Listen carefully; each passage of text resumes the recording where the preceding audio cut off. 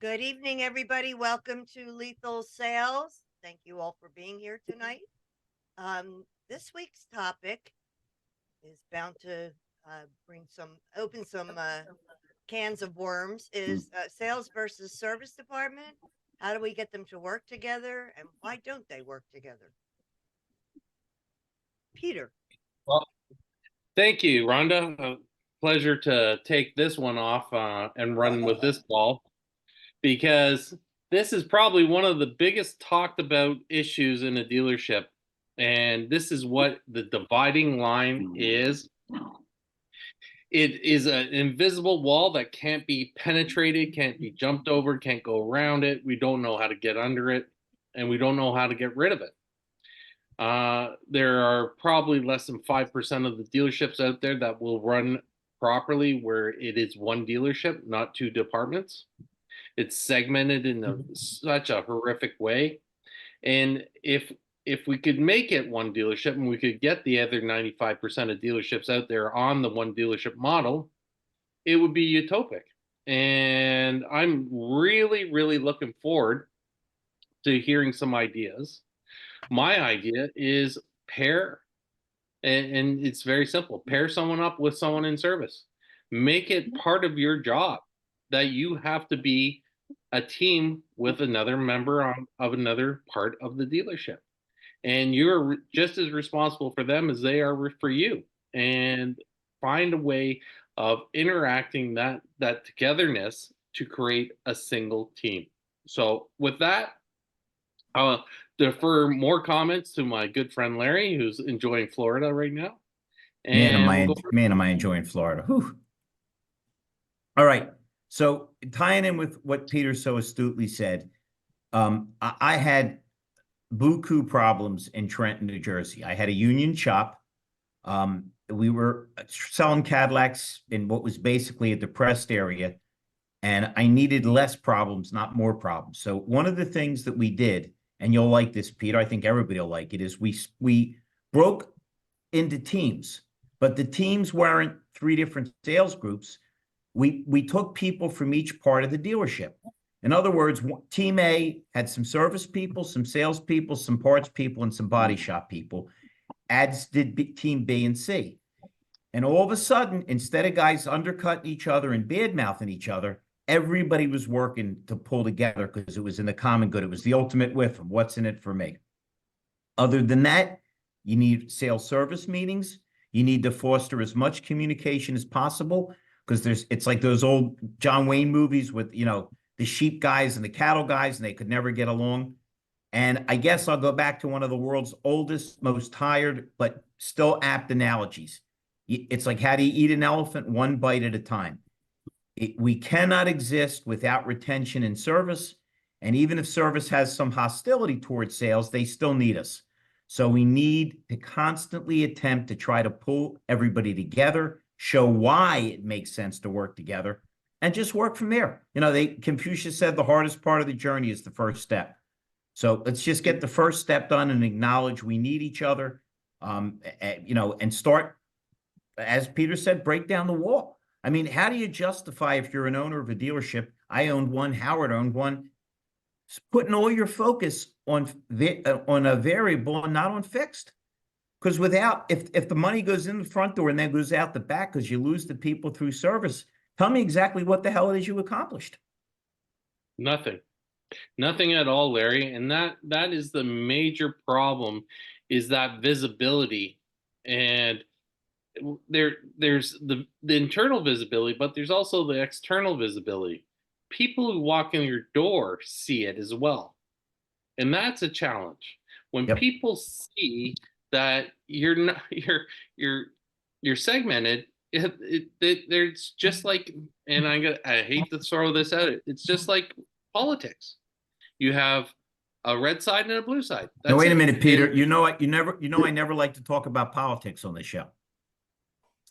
I know. I was trying to keep it as bland as possible there, Larry. Well, why don't we jump in with Tony before he has to go to his meeting? Absolutely. And then in the column, Rhonda, we can put the bail fund for April Simmons. See if we can get her good legal representation and get her out. Well, Thanks, Larry. That's a good, this sales service silo thing. I think it has a lot to do with pay plans. Not entirely, but I also, I've spent this is going to be 36 years. Holy cats. On the variable side in marketing, sales, F&I all the way down the line. Wait a minute, you've been and doing this how long? It'll be 36 years, dude. You're on the road. I would pull into the nearest CVS and get some Geritol and some Metamucil. I didn't realize you were that damn old. Oh my God. No, I started at 21. I just needed to pay the rent. My roommate thought it'd be a good idea. I go sell cars. So I took a job at Fremont, Dodge, Isuzu, Yugo, 1988. Holy cats.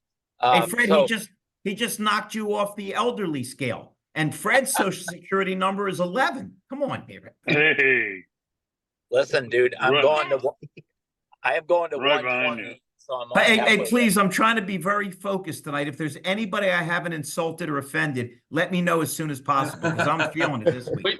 Put your hand up. You want to be fair, right? Me, Larry, go for it. So, I from the variable side of it, the only time we go back and see them is just like when customers go see them when something's going wrong. And I could see maybe from their perspective, hey, all the sales department wants is free stuff from us.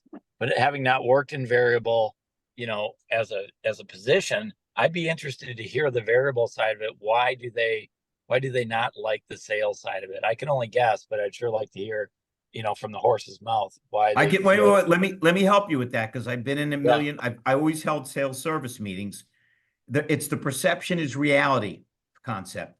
Salespeople conceive that the only thing service does is every time we need a car done, it's not ready, always, or it's not finished, which is false. And service people look at a variable as a bunch of spoiled guys in suits and ties making too much money. So once we understand that we really need each other and it's a symbiotic relationship at its worst and at its best, it changes it. But you know how it is. It's really like two different realms. And for them not to mix, for the owner and the GMs not to make it clear we're all in this is deadly. I mean, guys, how can there's so many smart people. Everybody on this program is smarter than me. And there's so many smart people in our industry. How the hell can we still be leaking retention out the back like it's crazy? I mean, if this was an oil spill, it'd be on every news channel. But it's worse. It's a profit loss. We work so hard to make these people our customers, and then we let them slide because somebody else advertised tires or an oil change. Hey, Larry. So wait a minute. Wendy just said it's the same as the age old. Wendy, don't say age old. It's bad enough Howard Goldman already insulted Fred. I'm just trying to put everybody back together and it's like I'm Henry Kissinger, only I'm not dead.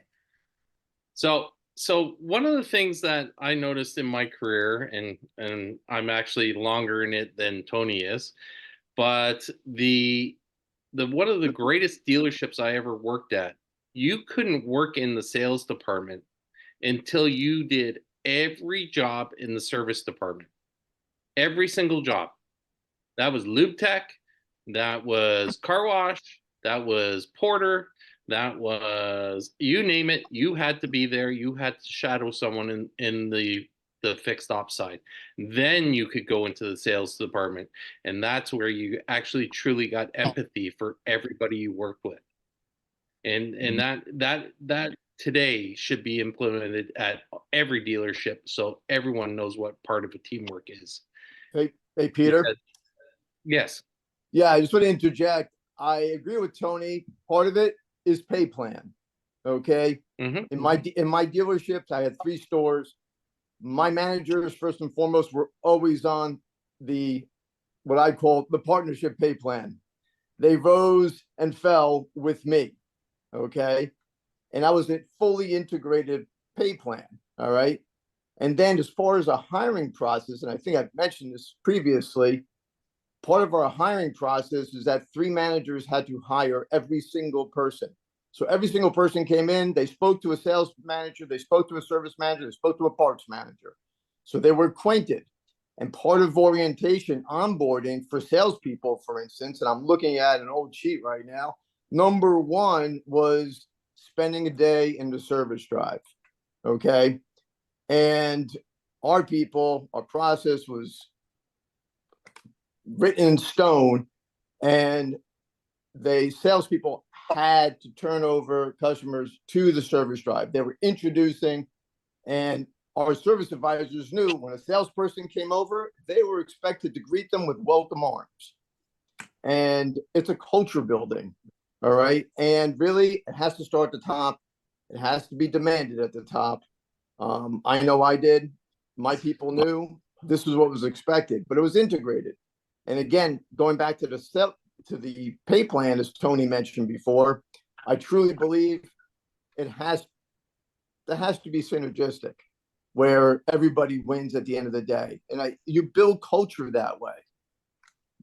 Hey, if you guys don't mind, only because we got April Simmons, and by the way, all kidding aside, I agree with Wendy.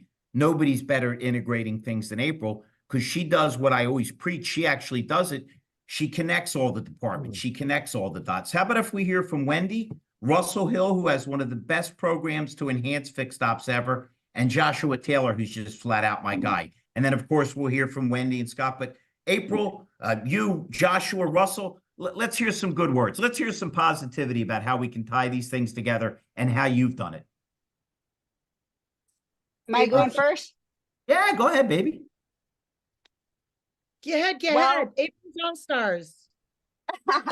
You know what? At the end of the day,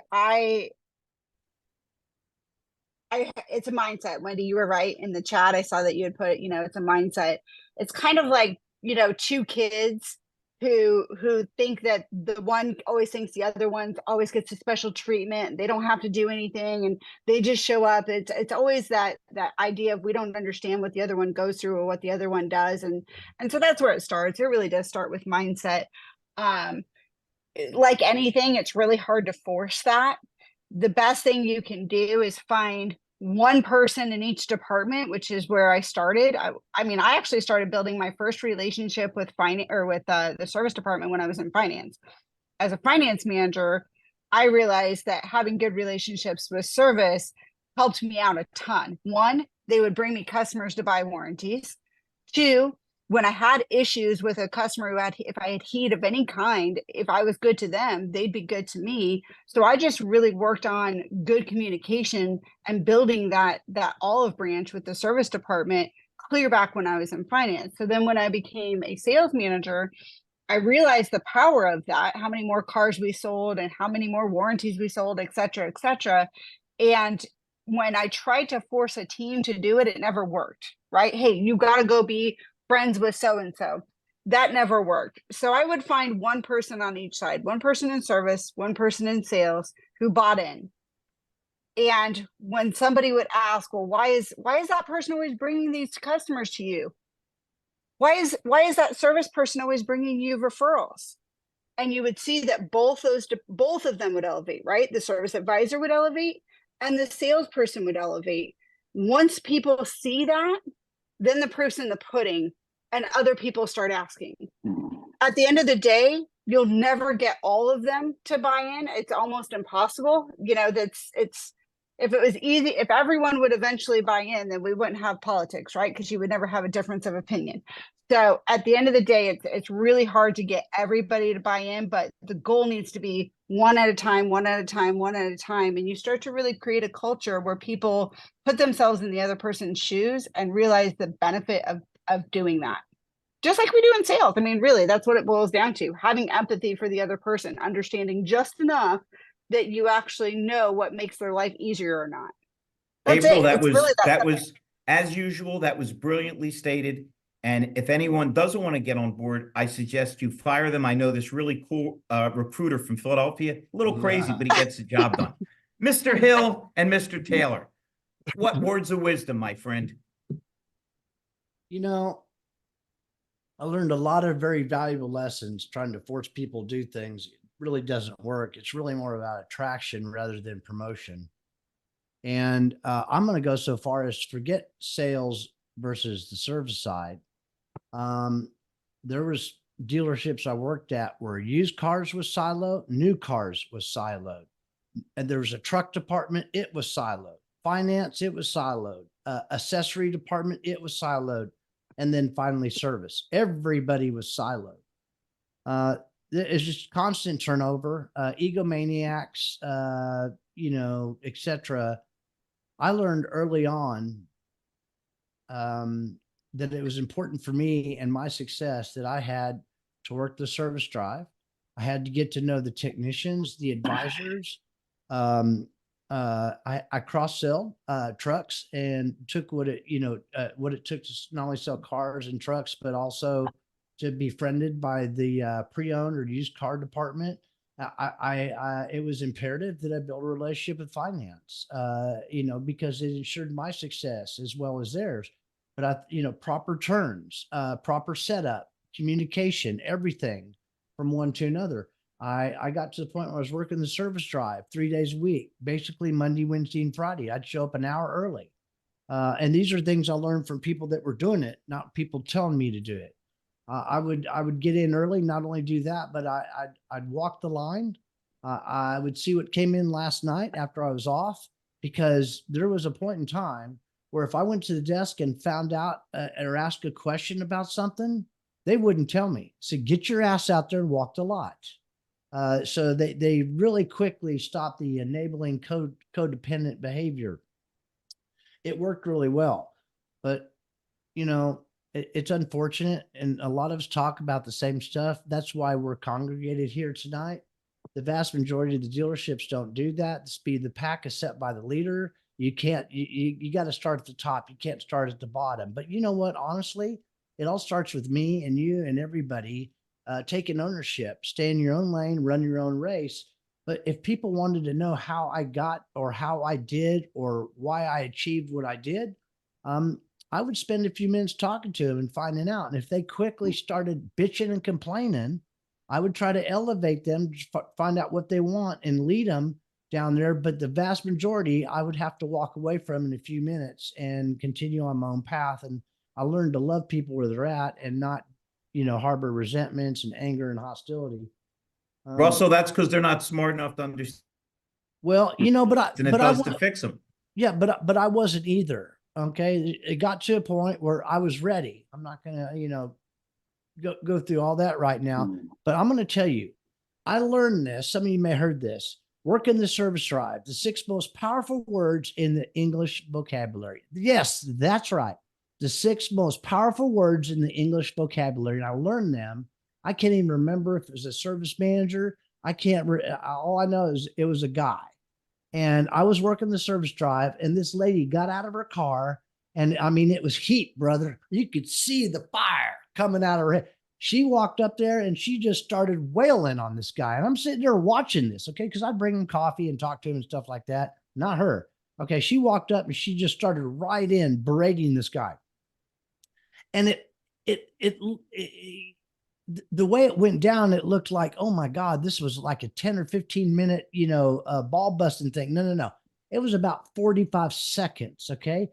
I watched him intently, eye contact, proper distance, shaking his head, acknowledging what she was saying. And like I said, it was probably about 45 seconds. She paused long enough after she got that out.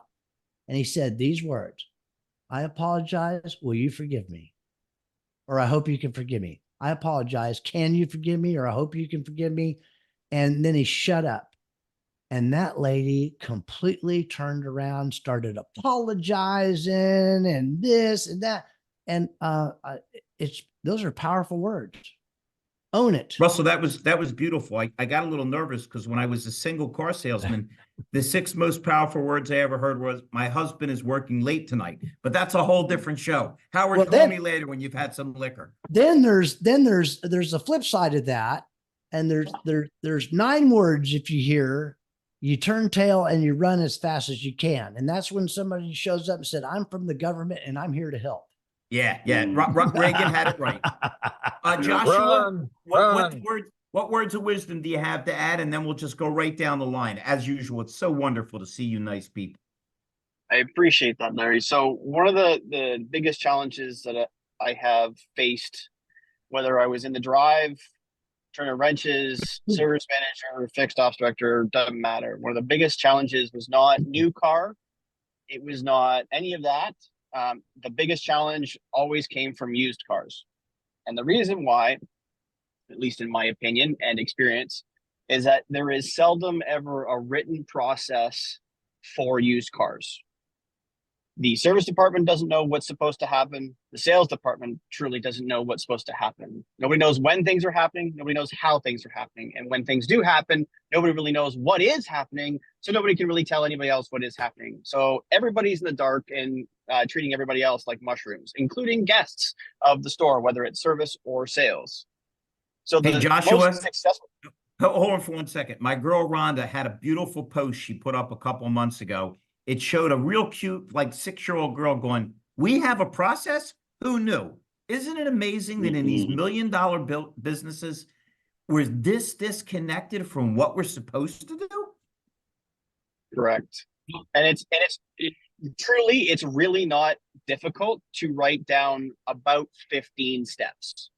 Because if you go back about, Russell, what was it, about 6 weeks ago, 8 weeks ago, that Zach Perkle came on SDL and literally laid out his entire recon process That's correct. to the letter. And he's one. Now his is exceptionally more detailed than I've ever seen before. And it shows, because he's down to like 4.4 days to turn. And he has an entire process around, but his sample of a fixed price recon, with obviously there's exceptions and everything's written, but that fixed price recon, one of the things that I did many years ago, I didn't realize the secondary implications of sales, especially when it comes to used cars, and it's even more prevalent today, doesn't have a whole lot of margin in the used cars. It's everything is kind of completely whacked. I don't know how used car managers are surviving right now. They've got to be hard pressed right now, given the way the market is fluctuating. But if you implement a fixed recon price, it does a couple of things. One, you get a standardized process, start to finish. Sales and service knows what that process is. Sales and service know what that price is, which means any salesperson can look in and know exactly what that car is going to come out to be after it leaves the service department, unless there's an exception. Two, when you have a fixed price recon, sales and service knows what that price is. And it means that no matter what happens to that car in the service department is going to get paid that fixed price, which means that when technicians need a little bump in some way, shape, or form, they need a little help on something, they did a warranty job and they lost their shirt, service manager go, "Hey, I got a little room on this car that we just reconned 2 days ago. I can give you a couple of hours from there." Does sales lose any money by doing that? Not a dime. Does service lose any money by doing that? Not a dime. Service technicians are now happy. The service manager is now happy. The used car profit center is now happy because it's still done. And they continue to have reasons in a cyclical manner. The service department, the service advisor, the service manager, the service technician have reasons to go, "Hey, the salesperson just said that 99 Altima needs to get out the door tomorrow." And the technician's like, "Oh, usually our thought process is, well, what have they done for me lately?" Well, in that kind of fixed recon process, that simple phrase, fixed price recon process, written, everybody wins. Because at the end of the day, it's not service department winning or sales department winning, it's dealer net. At the end of the day, it's dealer net customer service. You get a process that works, you get it written, and everybody wins. Well done. Second, I said we're right back to process. I love it. Would you guys mind if we let one of my all-time favorite people, Ms. Wendy, speak? Wend, you've been there, you've been up and back, you've been on all aspects, and BDC ties every damn thing together. What do you think?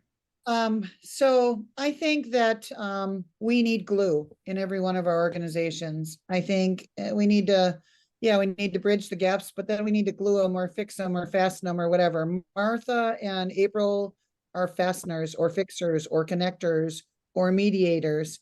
Other people, BDC directors, they are the glue. We need to start with the humans, like you said. We need to make sure that, like while I was listening, I was relaying back to, oh my God, I've been in the business longer than I remember, because I was a night receptionist for my dad 6 years prior to starting with Amato. So I'm going on too many years. But anyway, How many? you know, as humans, it was simple. It was communication. It was hanging out at the snack machine, at the deciding which poison you wanted to pick, potato chips or Fritos. It was, you know, the nasty coffee machine. It was whatever. And we knew one another, and we tweeted each other. We treated each other with respect, and it started there, and we learned and we grew together. So some of that has been lost now. The more we slice and dice and we have a different person in larger organizations wearing different hats, we need to remember that marketing and BDC need to be in alliance, because marketing drives the traffic. And then BDC, in my mind currently, is the conversion tool, or the internet department, whomever it is that takes the opportunities from wherever they came in to showroom and service drive visits. But then you need to make sure, again, it's the people. It's, you know, it is still a basic. It's not only just fixed ops and sales, but it is very much like April said, like they're two kids battling for mommy or daddy's attention, and you love him more than me. And even one of my clients who rightly said that advertising typically is 95% variables and 5% service, fixed ops. Come on, guys, give the fixed ops kid a little love. So it starts at the top. That's also part of it. There's lots of hurt feelings. We have to consider one another's perspectives. We have to have meetings, not only you know, in different silos. I hate the word silos because it makes me think of just that, a wall between every department, like we're a vending machine, and there's metal in between all of us, and you have to make one selection, and that's who you're with. No, we all need to tear down the barriers. We need to have the conversations. We need to have more team meetings with all leaderships and all departments. You know, even the, like, why don't we cross invite like variables leadership to fixed ops leadership meetings, and vice versa. When you change the way you look at things, the things you look at change. Wayne Dyer. We need to understand that we're all people helping people. Like I always say, I kill it to death, and we just need to break down the walls. And whoever we have in the organization, to April's point, start with one person in every department and the path of least resistance, and show the success, show the benefit of a mutually respectful and collaborative relationship, and the others will get in line. It could definitely be that simple, but it's not, because we all know more than the next guy, and we've got too many sorry, did I slip and say alpha male personalities? I meant to say alpha personalities, but I autocorrected to a Freudian slip, and enough of that. But alpha personalities that all know better than anyone else, and we've always done it that way, which is what I thought Russell was going to say for the 6 worst words. We've always done it that way. So that's one too. So if they're not open to change, just go with the person that's not resisting, win them over, show the beauty of what can happen from a collaborative relationship, and just hope the others wise up. Hey, listen, Wendy, beautiful as usual. Before we go to Mike Larkin, I just want to indicate Wendy has made me even more depressed, because not only do I now miss, in a reaction, I miss Oldsmobile. Yeah. I'm so damn old. I remember when the Cutlass was the most popular car on the road. Right? Yep. Good, my buddy. You Absolutely. always have some kind of good solution. Hey The guys, Vista Cruiser. yeah, I'm looking at sales versus service. Well, I look at it as like a football team, the offense versus the defense. They're clashing heads every single day to get to that Sunday. But that Sunday, they are a team. They're all wearing the one uniform. So I was thinking to myself, what could get everybody to wear the same uniform? Offense and defense, sales and service. Well, to put it in a process, and I don't know if this is a good idea, you guys tell me, but wouldn't it be nice if everybody in sales would get to interact with their new customers and have an assigned service person that they can introduce that new customer to and say, this person is going to fix your car, change your oil, rotate your tires, anything you need, this is the person.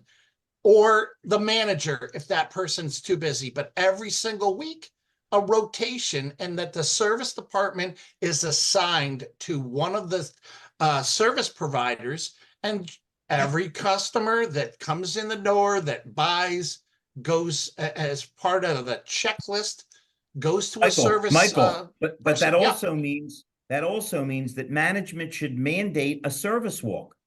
They should just mandate it. This is where we are. This is what we do. Look how nice our people are back here. Just part of the process, you know, it's just, but, and again, the rotation, so that the salespeople, if you got into the room with just the salespeople, name everybody on service. Could they name them?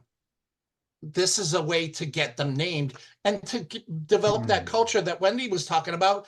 Hey, who's your favorite football team? Oh, they suck, you know, but get that camaraderie going. You know, going and hey, what's your favorite candy? That's on me this time. You know, just kind of the development of the one uniform, the one team. That's all I got. Good idea, and it works, and that's exactly what we did. And just another thought out there, just share something we did with our service advisors was any customer that they turned over to the sales department in lieu of selling a service job, they got paid full commission on that service job. So if they were supposed to make a couple $100 in commission because it was, you know, whatever it was on the job, they got paid that. So they had a built-in incentive to work. There wasn't even a question. They were calling over to the sales desk and bringing people over. That's brilliant, Howard. That's great. Yeah, but this is why Howard no longer has dealerships. The other dealers decided he was too fair and too practical. We can't have that. Hey, we got Jason. I'm sorry, Reed. Larry. Just real Jason, quick, would you like to, as somebody who spent a lot of time on the service drive, I made probably $3,000 to $4,000 in bird dogs. It was a flat fee at the Chrysler store I was at. So, and I just used the rule of 70%. If the 70% of whatever vehicle that my customer would be purchasing to replace the car is, let's say the payment was set $1,000 a month. If the maintenance bill for the year, maintenance repair bill for the year was 70% of that, so $700 a month, then I took them over to F&I, or I took them over to the salesperson, and I'd usually already have that queued up by the time the customer came back. Hey, we got Mr. Barrich on, and for anybody that doesn't know, MF stands for my favorite Titan. I'm only saying it that way because the swear jar is already filled up, and I don't want to get Ron even richer than she's been. Mr. Barish, we're talking about breaking down the walls of sales and service. Man, nobody's better at working in the back, you know, in fix than you. Any thoughts or suggestions, my friend? Well, there are no walls to begin with. There's exterior walls of the dealership, but they're not defined by fixed versus variable. And I think the quicker the leadership conveys that message to the team, the quicker the team buys in to create that continuity. And, you know, one can't exist without the other. So let's figure out a way to harmonize and strategize to work together. And I think all too often, the lack of leadership in a dealership allows people to be reactive. And in most cases, in the fixed side, the fixed team or teammates are reacting to something that was done or said on the variable side, and then poof, we've got a customer in front of us and have to fix it, which creates sometimes daunting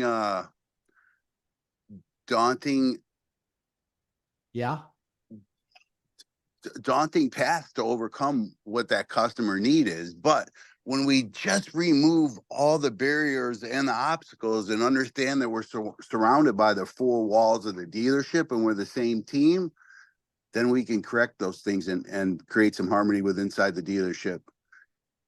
My humble opinion.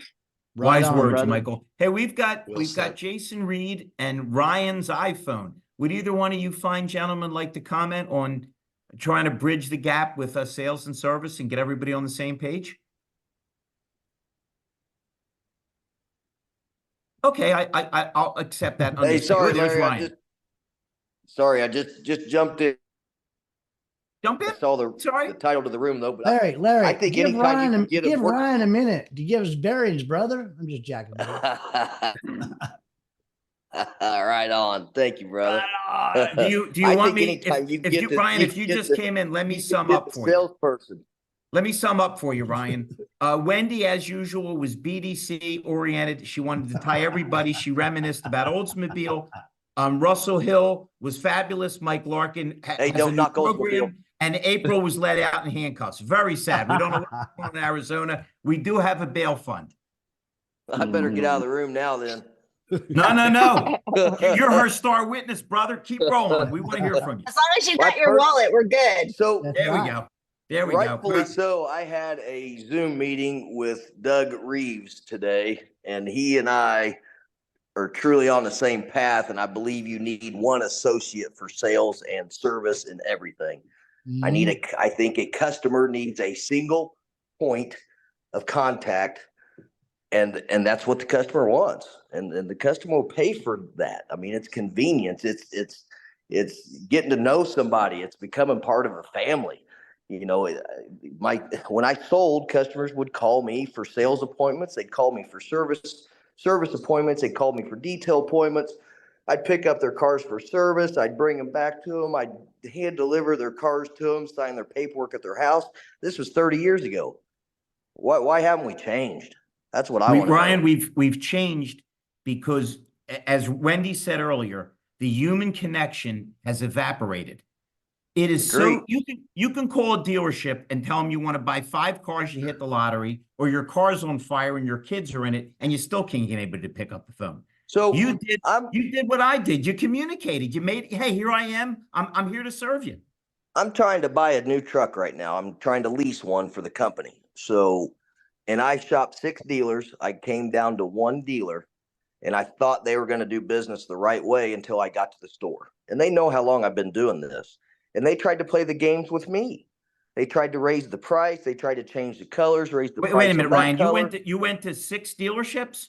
No, I shopped online and then went to one. Because if you went to 6 dealerships, I would have Rhonda put the suicide prevention hotline number in the bottom. I knew you're going to need it, brother. better than that. No, I knew better than that. I did my shopping online, and nobody wanted to do business the way I wanted to do it, except for one. And then when I got there, they still didn't want to do business the right way. Yep. So, unfortunately, I'm still buying a truck though, because it's the only way I can, it's the only way I can lease a new truck. So I feel bad for customers these days that really don't have any clue about the car business, have no experience in it. I hate to see what happens to them. I mean, it's ridiculous. I mean, it's sad. It's just sad. And I've been doing it 30 years, and I put my whole life into this business, and to be treated the way I've been treated, it's just sad. It's sickening. Yep, no argument. Hey, we got Ryan. another one. No, wait a minute. We got another one of my favorite people before she gets lost in traffic. Martha, do you have any comments? For anybody that doesn't know, Martha is just one of the best people around. And you talk about, you put her and Wendy in the same room, you have a BDC explosion. So let me tell you what I did on my prior dealership. I was at another Toyota dealership for 14 years. And I think like Wendy said, you need the glue, right?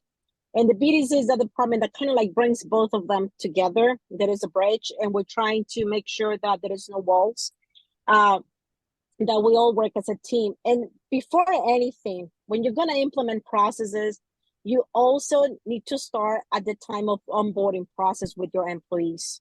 You really need to, when you're going through that process with the sales advisor, service advisor, or the salesperson, you really need to give them a deep down of understanding of what the other person is doing.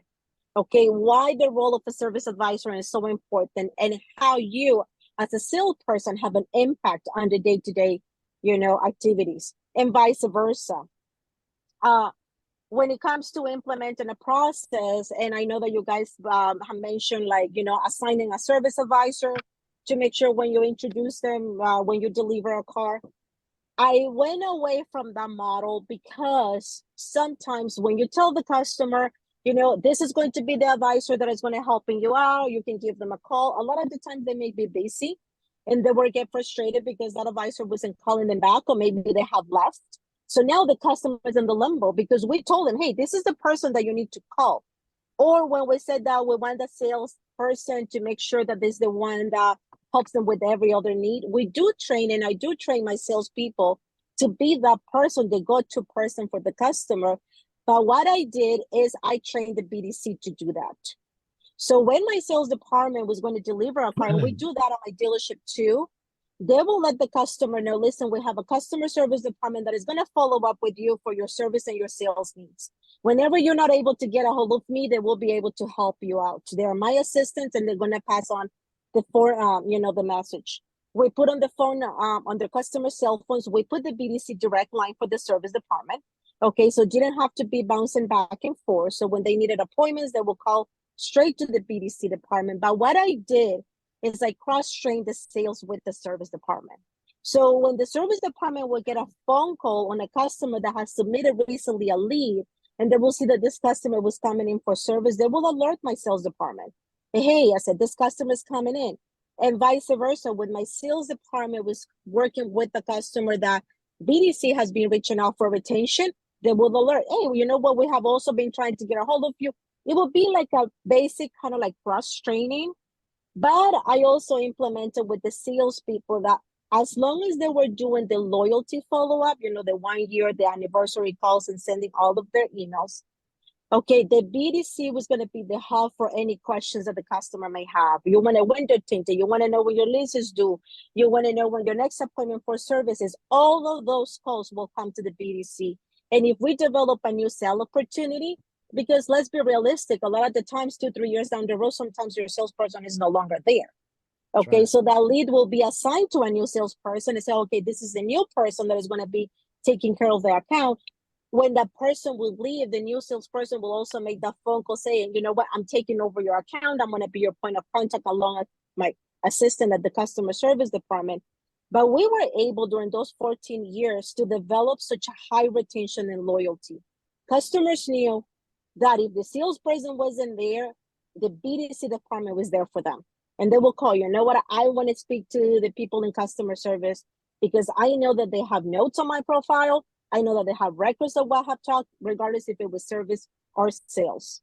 And again, we hold that dealership one of the highest retention numbers when it comes to lease retentions, but it was all about the process. But everybody knew what the other person was doing. So if you don't do that on your onboarding, if you don't explain what's the other person's position and how you can affect, it's a domino effect. Retention is all about domino effect, and it starts from your receptionist. I bet you there is a lot of receptionists that they don't know where to send the phone call, and that's the worst mistake. Because they don't know who can actually help the customer when they have a specific ideas. And that's when you have them bouncing back from service, from sales, from finance. You have to also give those, the ones that are in the front door, a map of what each position does and how each person and who's the other person that can help them out if that specific department is not available.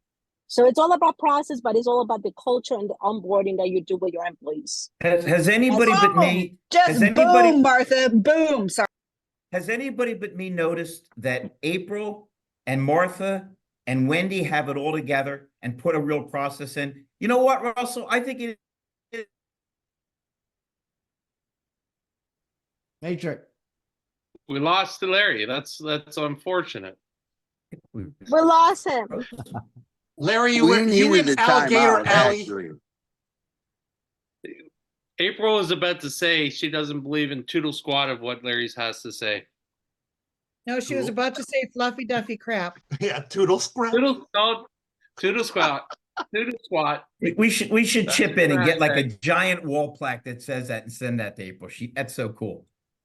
You know what? Can we talk about I would have something? said it a different way, but I don't want to get into Rhonda's bucket anymore. So There we go. Yeah. There we go. By the way, Jason. another Boom, Martha, boom. Yeah, Boom, boom, absolutely. boom. Yeah, that was awesome. Another useful tool, if you can't get people to follow up, is an electric cattle prod and a Louisville slugger. Because anybody stupid enough to not to realize these people are annuities, not annoyances, deserves to get hit in the head. Look, Martha's all in. She says, where do I get the cattle prod? We'll talk after the show. Send me the link. Yeah, absolutely. Hey, Jason Reed, would you like to unmic and you're certainly among friends if you'd like to speak up, sir. Oh, I just joined the call. I was listening in. I was finishing up dinner and found some you guys are this is the first time on this phone call and it's rather interesting. I'm enjoying it quite a bit. Thank you. Jason, where are you from? What company? What do you do? We'd love to hear. I'm a sales manager with Mercedes-Benz in Hilton Head, South Carolina. I've done business with you. Yeah, I helped you. I helped your head guy get a manager. You Can you hear me, helped Jason? his Larry. You helped his friend did I lose you guys? colleague. Yeah, just for a minute. Okay. You guys met on one of my calls as you helped Larry helped one of your guys from Honda that I believe is now your Ryan Wallin. Yep. Yeah, what a quality guy. Yep. No, Ryan's a fantastic gentleman, as we talked about back then. You know, and obviously with what's currently going on with the transition over to now Group 1, it's been a whirlwind of a lot of different emotions and a lot of different process changes and things like that. So we're all taking it one step at a time. Which Group 1 store are you at, Jason? Mercedes-Benz Hilton Head. They're one of their latest right. acquisitions. Yeah. Yep. Yeah. Jason is actually the individual that brings customers into the sales meetings to discuss on how they were looked after, both good and bad experiences. Yes. And that's something that I've been a big proponent of for many years. It is definitely some eye-opening feedback that you will get from customers. And, you know, if you really want to be honest with yourself and your staff, you bring the good ones in with the bad ones. You want to hear what you did good. You want to hear the excellent stuff. And then, pardon my language here, but when you screw up and you shit on somebody, you need to hear it as well. Because that is where, you know, you're going to lose your retention, your loyalty, and profitability will be out the window. Hey, Jason, two things. One, mail Rhonda a check for saying these filthy words you use. I know how you Mercedes guys are.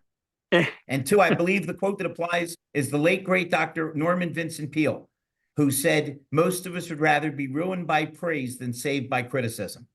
Yes. So no, going through it, Jason is as Ryan said earlier about being a one person, one success. Jason is actually just think of this. Jason's the sales manager general sales manager, if I believe correct, of the Mercedes-Benz dealership in Hilton Head, South Carolina. Yep. Had a customer break down on the road. He went out in his suit and fixed his customer's car on the roadside, and took one of his young salesmen out with him to understand what it is about customer service and how to actually show customers what it's all about in this business. Now, the other thing was very unique about this, if I remember correctly, the salesperson or the customer was not a customer of Hilton Head. No, he's from New York, and so he was on his way home from the south to the north, and he did it regardless if it was his customer or anybody's customer. It was a Mercedes-Benz customer, and that's the whole thing that Mike Larkin said. We play for one team, it's one uniform, and it doesn't matter who it is. We look after the person. Exactly. And that's very smart, Jason. That's playing the long game, my buddy. That's having a good heart and looking out long term. Exactly. I mean, and when the customer calls and it's, you know, 6 o'clock or 5:45 or whatever it was on a Saturday, I mean, anybody knows, no offense, but we're a little hoity-toity at Mercedes-Benz, and we drink with our pinkies out. You know, we sip our glasses with our pinkies out, and you know, our service department closes at 3 o'clock on Saturday.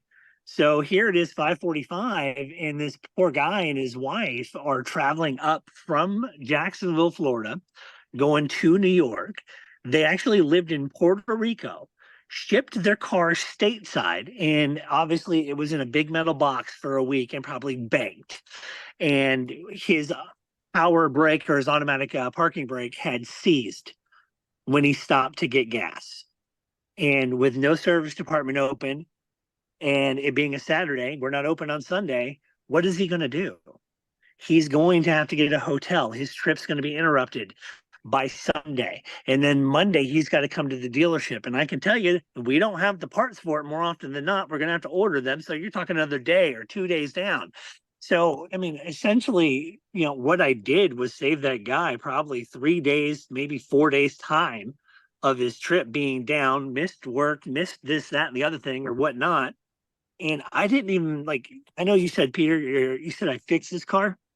I had to break his car to fix it, if that makes any sense. So I had to break off the electronic motor for the parking brake.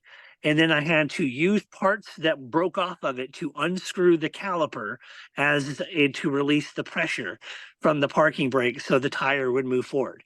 And he was totally cool with it.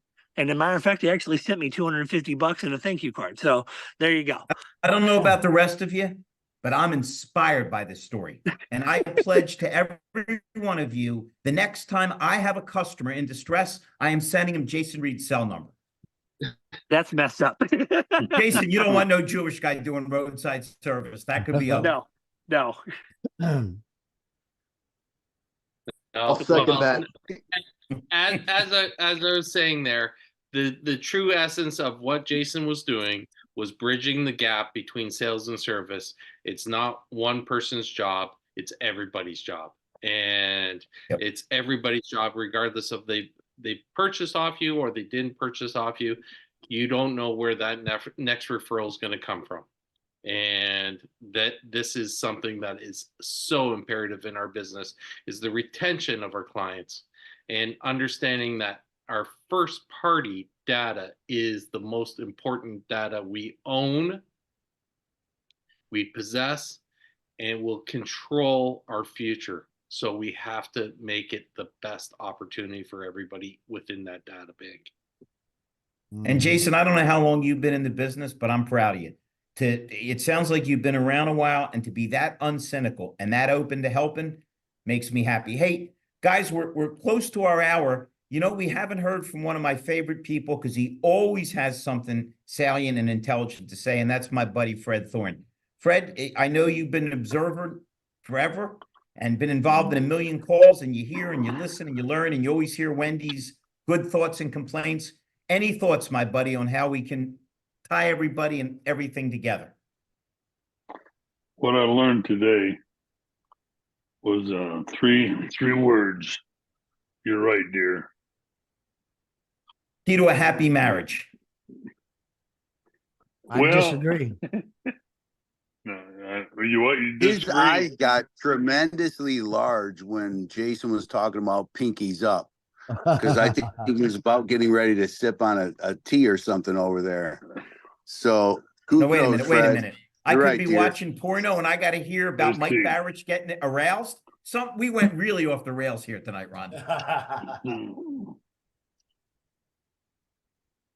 Well, I'm shocked. Not. That's nothing new. So I have to say thank you everyone for tonight's show. It was absolutely a pleasure having you all on today, discussing all the unique things that we can do to eliminate that wall that bridges between the two departments, the two main departments in the dealership. It is so important that we eliminate that. It's invisible. As Michael said, there is no wall there. The only wall that we have in the dealership is the one that holds up the roof. That's it. And so we have to go together, work together, be on one team. Like Mike Larkin says, we all wear the same uniform. Doesn't matter. It's game day every day at the dealership. And we just have to do our best moving forward. that's right. Tomorrow, I'd like to invite you all to the Automotive Innovators and Disruptors call on Clubhouse at 8 p.m. Eastern. We'll be discussing the modern dealership and the ultimate sales experience. So it'll be very interesting. I have 6 influential people coming on as speakers tomorrow night. So I look forward to seeing you all there. Right on, Peter. Look forward to it. Thank you all so much for joining night, us. We everybody. appreciate everybody. Have a everyone. good night. Have a good Thank week. you, guys.